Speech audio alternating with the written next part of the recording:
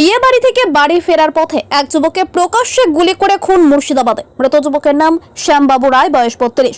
ঘটনাটি ঘটেছে বুধবার গভীর রাতে মুর্শিদাবাদ জেলার মুর্শিদাবাদ থানার চর আমিনীগঞ্জ দিয়ার এলাকায়। সূত্রের খবর, ওই এলাকায় একটি বিয়ে বাড়ি ছিল। সেই বিয়ে বাড়ি থেকে বাড়ি ফেরার পথে শ্যামবাবু রায় নামে ওই যুবককে বেশ কয়েকজন গুলি করে হত্যা করে বলে অভিযোগ। ঘটনার পর রক্তাক্ত যুবককে নিয়ে যাওয়া হয় মুর্শিদাবাদ মেডিকেল কলেজ হাসপাতালে। সেখানেই চিকিৎসকেরা তাকে মৃত বলে ঘোষণা করেন। ঘটনাস্থল ইতিমধ্যেই মুর্শিদাবাদ থানার পুলিশ পৌঁছেছে। এলাকায় ব্যাপক চাঞ্চল্য ছড়িয়েছে। পুলিশ সূত্রের খবর, পুরনো বিবাদের জেরেই এই খুন। অভিযোগের ভিত্তিতে পুলিশ তদন্ত শুরু করেছে। ইতিমধ্যে দুজনকে আটক করা হলেও বাকিদের খোঁজে পুলিশ তদন্ত শুরু করেছে। ব্যুরো রিপোর্ট, দিনরাত স্টার নিউজ। এখানে আমার ভাই ওইটা দিয়ে ঘুরে এইখান দিয়ে বাড়ি যাচ্ছিল, দুষ্কৃতীরা 10 জন ঘিরে আর গুলি চালিয়ে ওনাকে হত্যা করে দিল। কারা মেরেছিল? ও আপনার হচ্ছে রতন রায়, তারপরে রথিন রায়, মঞ্জয় রায়, হীরা রায়, জয়লাল রায়, হরিচরণ রায়, গুরুচরণ রায়, শ্রীচরণ রায়, রামচরণ রায়, এরা সবাই মিলে আটক করে ওরাকে মেরেছে। কারণটা এখানে কিছু নাই, ওরা নির্দল পার্টি করছে, আমরা টিএমসি করি, আগে করে টিএমসি করছি আমরা। এবার ওরা কি মিটিং করে কিভাবে যে কি করছে, দ্বন্দ্ব ফাঁসাচ্ছে টাকা পয়সা নিয়ে না কি নিয়ে, সেটাও আমরা জানতে পারি না সঠিক। ওদের সঙ্গে কি ব্যবসা আছে না আছে আমরা সেটা জানি না, কিন্তু আমার ভাইকে আটক করে মেরে দিল এখানে। টিএমসি করেন বলে কি মেরেছে এরকম ব্যাপার আছে? এরকম হতে পারে না, আমার কি আছে? ওরা কি নিজেদেরকে টিএমসি বলে মনে করে? না, ওরা তো কলছাপ আছে, নির্দল পার্টি। হ্যাঁ পার্টি, তো এখানে তো পার্টি নিয়ে তো মিটিং করেছে ওরা। কবে মিটিং হয়েছে? ওরা তো রাতমান মিটিং করে প্রায়।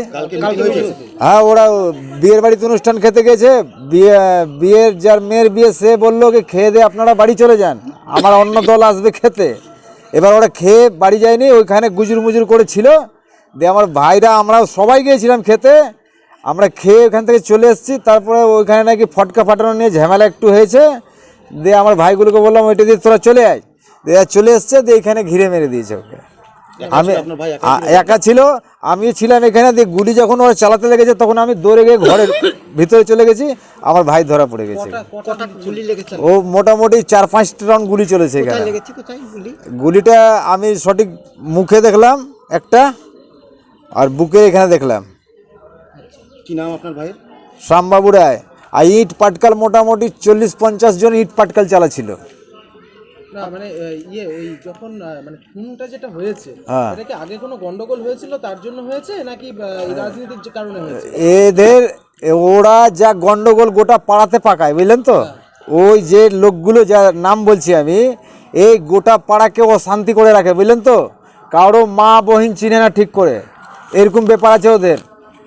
যাকে পায় এর জায়গা ধরবে, ওর জমি ধরবে, ওর জায়গা ধরবে, এরকম ব্যাপার করে ওরা জোর জবরদস্তি, বুঝলেন তো। টার্গেট করলো কেন?